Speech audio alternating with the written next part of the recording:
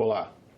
Por causa dos seus desdobramentos legais, a lei da terceirização, aprovada no ano passado pelo Congresso Nacional, acabou gerando mais dúvidas que certezas. Até o Supremo Tribunal Federal foi chamado a decidir sobre a sua constitucionalidade.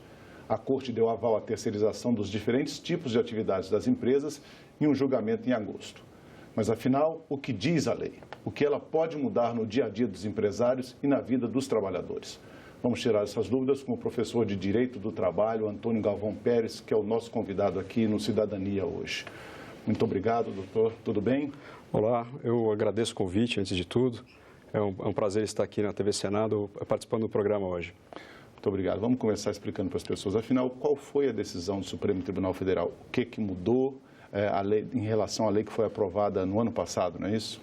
Então, esclarecendo um ponto importante, essa decisão do Supremo, na verdade, ela não trata da lei que foi aprovada no ano passado.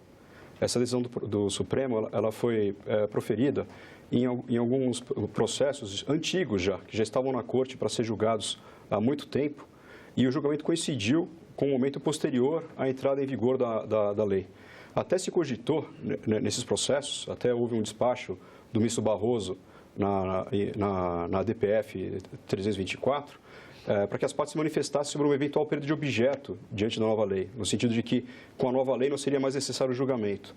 Mas se revelou necessário o julgamento em razão dos processos que se acumulavam à luz da lei antiga tratando desse tema. Então, as decisões do Supremo, elas foram firmadas com amparo no cenário anterior, né? Então, antes das leis 13.429 e 13.467 do ano passado. São decisões que foram proferidas pensando no ambiente anterior e confirmando a licitude da terceirização na atividade fim.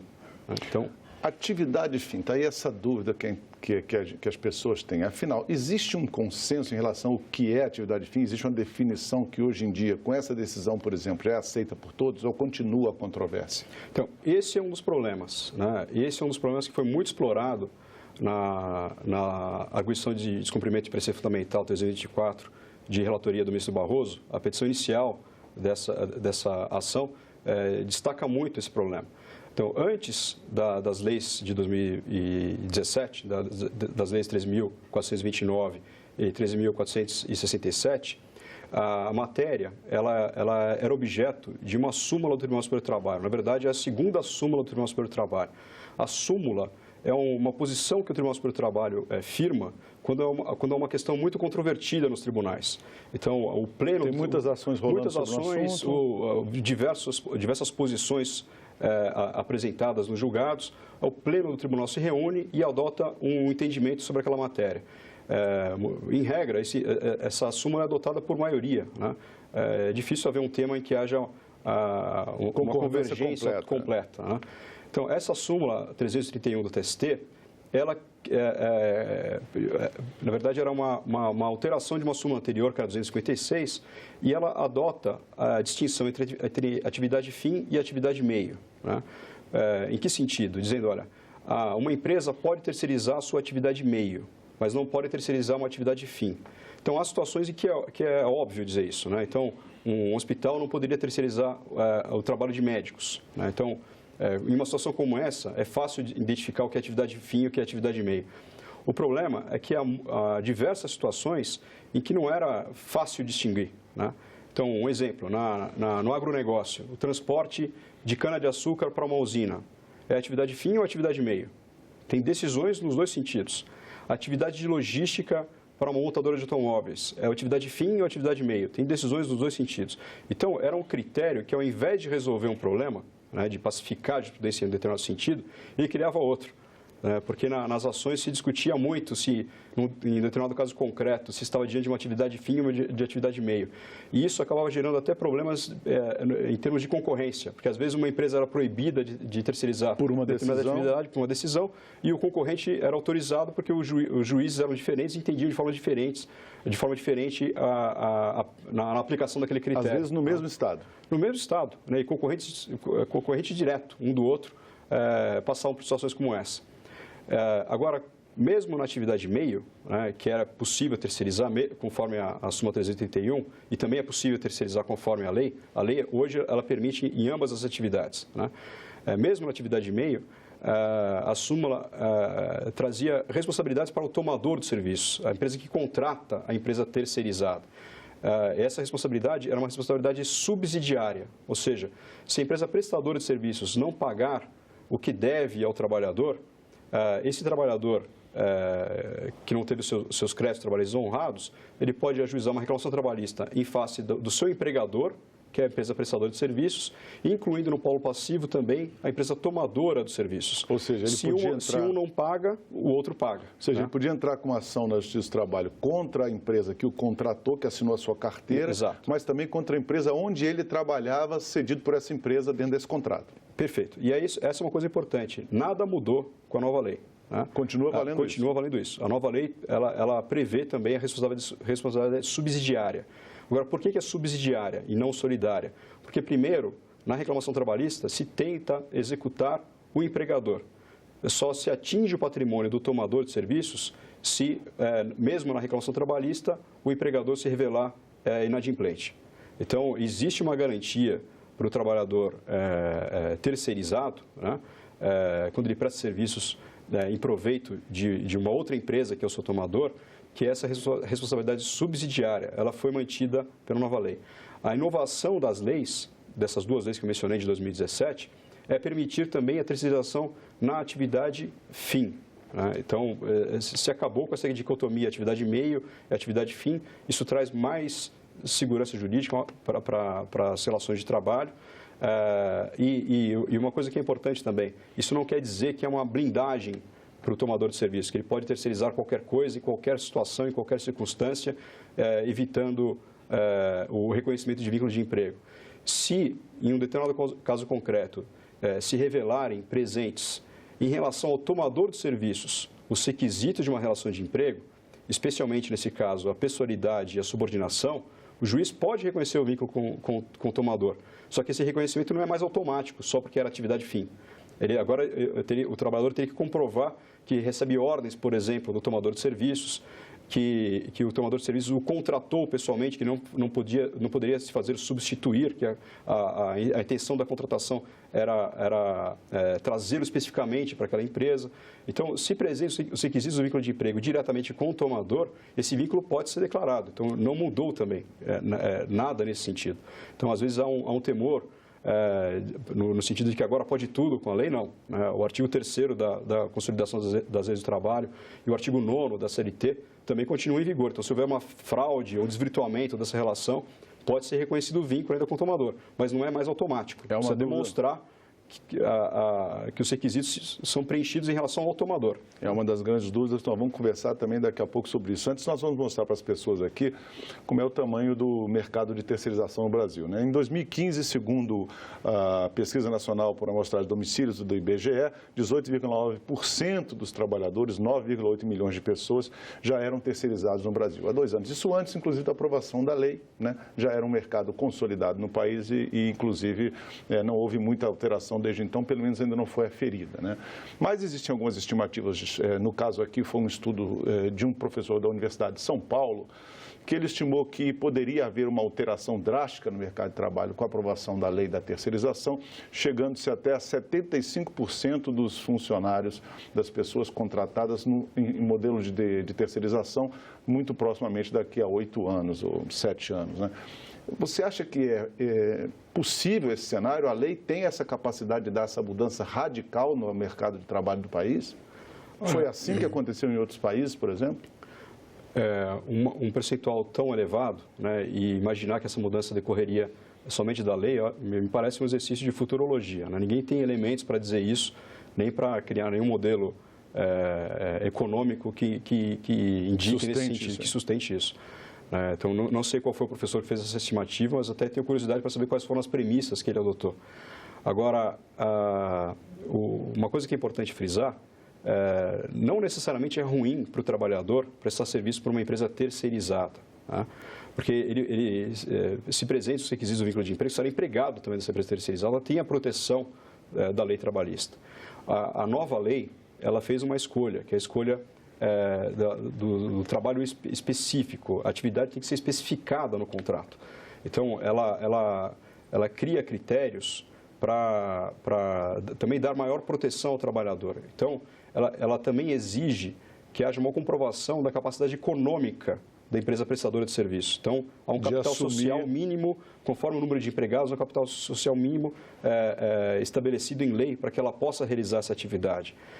E outra coisa importante, no passado, antes da lei, o tomador de serviços tinha até receio de assegurar aos empregados das terceirizadas algumas coisas banais até. Então, por exemplo, que pode utilizar o meu refeitório, pode utilizar o meu serviço de transporte, com o risco, né, que enxergava de ter o vínculo de emprego diretamente reconhecido com a sua empresa, que é a empresa tomadora. Então, hoje, a lei, além de permitir isso, prevê isso. Então, se houver refeitórios, os terceirizados podem utilizar também os refeitórios. Se houver serviço de transporte, também pode utilizar o serviço de transporte. As questões de segurança e saúde do trabalho, o tomador de serviço também tem que zelar pelos empregados das terceirizadas. Então, antes havia muito receio em fazer isso, em razão do risco de ter um vínculo reconhecido com a empresa tomadora. Então, hoje a lei, ao dar maior clareza com relação a essas obrigações também do tomador, ela melhora o ambiente e torna o ambiente mais sadio para todos. Essa lei de 2017. 2017. Então, por que existem tantas críticas a essas mudanças que foram aprovadas? Pelo Congresso, inclusive. Tem um aspecto, né, um argumento que é utilizado que é verdadeiro, né, que é a questão sindical, que não necessariamente o empregado da empresa prestadora de serviços é representado pelo mesmo sindicato da empresa tomadora de serviços. Então, esse argumento é um argumento verdadeiro, é um argumento que procede. Mas não dá para colocar a culpa desse problema na terceirização.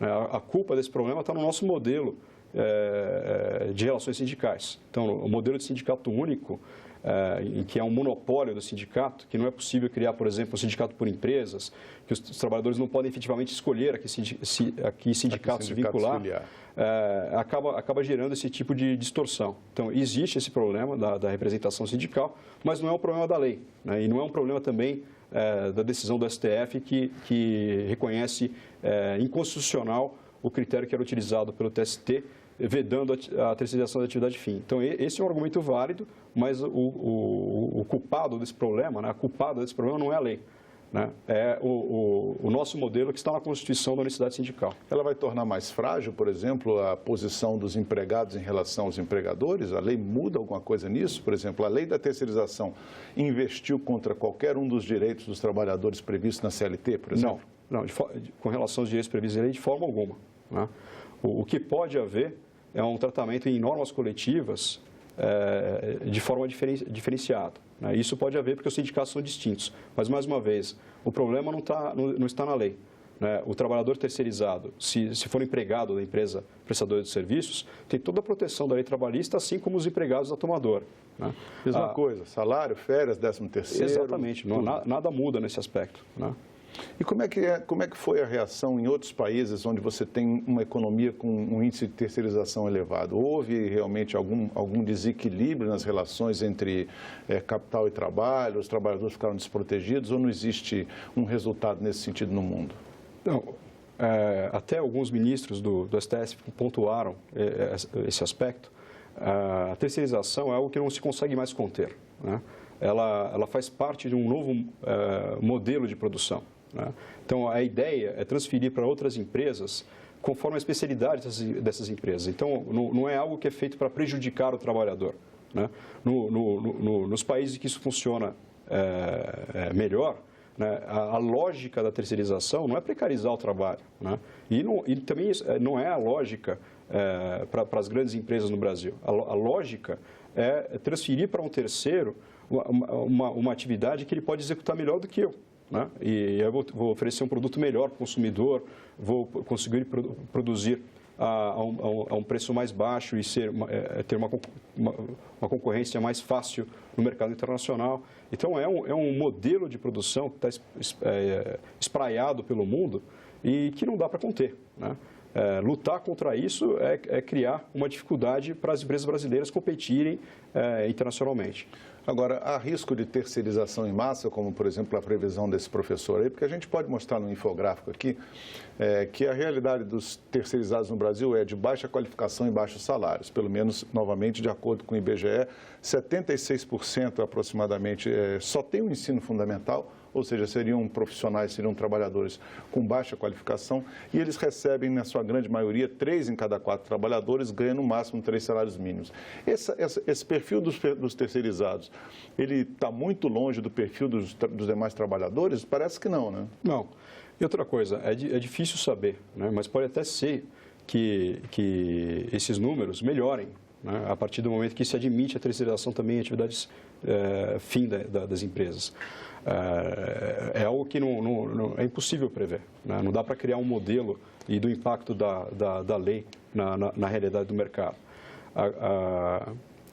Só o tempo dirá, né, se essas mudanças têm um impacto como esse ou não, né? Agora, muita gente diz, então uma empresa aérea pode terceirizar o serviço do piloto. Pode, na verdade. O médico pode terceirizar o serviço, no hospital pode terceirizar o serviço de um cirurgião. Mas pode? Em tese, pela lei, pode, né? Mas é muito pouco provável, se não é quase impossível que uma empresa faça isso, né? Então, porque a lógica da empresa é justamente desenvolver da melhor forma possível, mais produtiva, com menores riscos a sua atividade. Então, é muito pouco provável, por exemplo, que uma companhia aérea coloque para pilotar o seu avião o empregado de uma terceirizada, né? Agora, um outro ponto interessante também, até o treinamento, né, a nova lei permite que a tomadora dê aos empregados das terceirizadas. Então, há todo um cuidado para manter uma coerência nas relações de trabalho. Então, já houve casos até de se reconhecer o vínculo de emprego diretamente com o tomador, porque o tomador deu treinamento para empregados de uma empresa que instalava elevadores.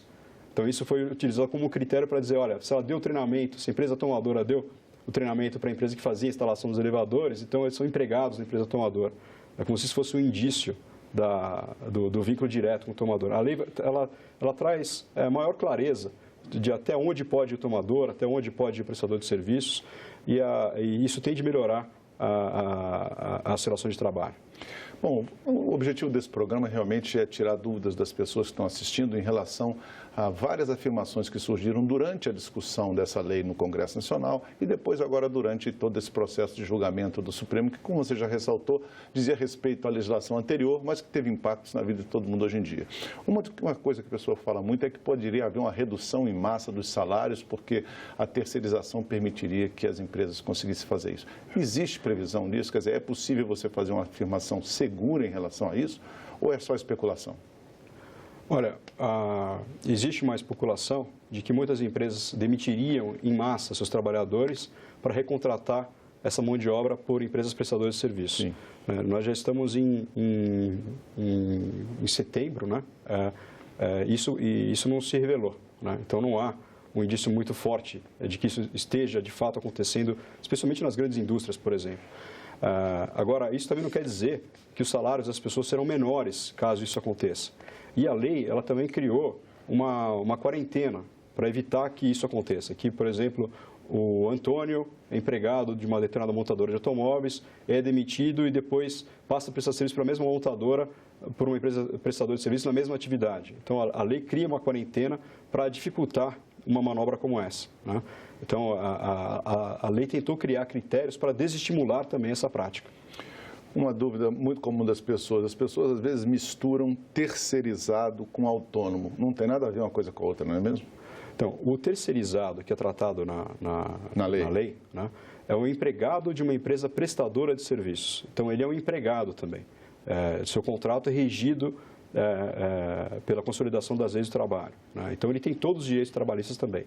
Agora, do ponto de vista mais amplo, quando eu falo de terceirização, eu posso contratar essa mão de obra, desde que, respeitando os critérios legais, de diversas outras formas. Uma delas é o trabalho autônomo, né?